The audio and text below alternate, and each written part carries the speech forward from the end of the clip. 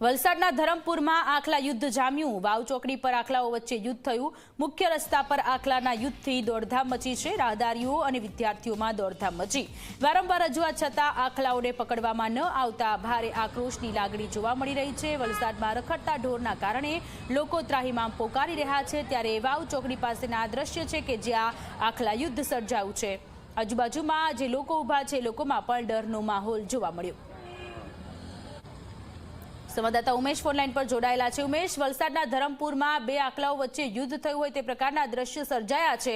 આજુબાજુના લોકો કે જે લોકોમાં ડર જોવા મળી રહ્યો છે, વધુ જાણકારી શું છે?